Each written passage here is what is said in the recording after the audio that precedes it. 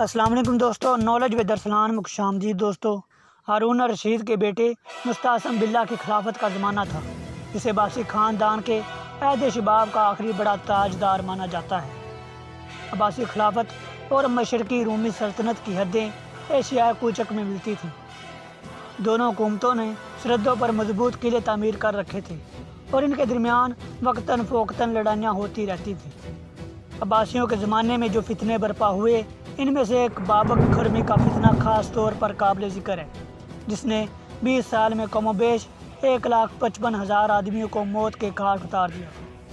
مستعصم نے بڑی سختی سے اس کی گوشمالی کی۔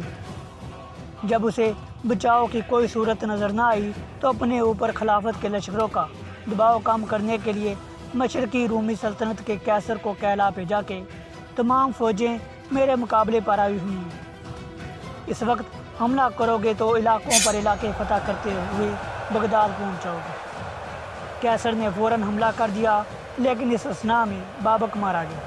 اس کا فتنہ مٹ گیا اور عباسی فوجیں اس کی طرف سے مطمئن ہو گئی۔ مستعصم دربار میں بیٹھا تھا کہ اسے قیصر کے حملے کی خبر ملی۔ خبر دینے والے نے یہ بھی بتایا کہ 2 اہم سرحدی قلعے قیصر کے قبضے میں جا چکے ہیں۔ مستعصم کی پیشانی پر غیظ و غضب سے شکنیں پڑ گئیں، لیکن وہ چپ چاپ بیٹھا ہوا سب کچھ سنتا رہا۔ یکایک اس کے کان میں یہ الفاظ پہنچے کہ قیدیوں میں ایک ہاشمی خاتون بھی تھی۔ قیصر کے سپاہی اسے کشاں کشاں لے جا رہے تھے تو وہ بیچارگی کی حالت میں خلیفہ کو امداد کے لیے پکار رہی تھی۔ مستعصم کی زبان پر ایک دم لبیک لبیک، میں حاضر ہوں میں حاضر ہوں کے الفاظ جاری ہو گئے۔ فوراً تخت خلافت سے اترا اور گھوڑے پر سوار ہو کر کوچ کا نکارہ بجوا دیا۔ فوج کا انتظار بھی نہ کیا اور جوش و اضطراب کے پروں سے اڑتا ہوا اس مقام کی طرف روانہ ہو گیا جہاں ہاشمی خاتون کی گرفتاری کا واقعہ پیش آیا تھا۔ فوجی دستے راستے میں اس کے ساتھ جا ملے۔ اس نے تیز رو سے سوار آگے بھیج دیے کہ جہاں جہاں قیصر کے آدمیوں کو دیکھیں مار پکائیں اور لوگوں کو اطمینان دلائیں۔ قیصر تمام علاقے چھوڑ کر فرار ہو گیا۔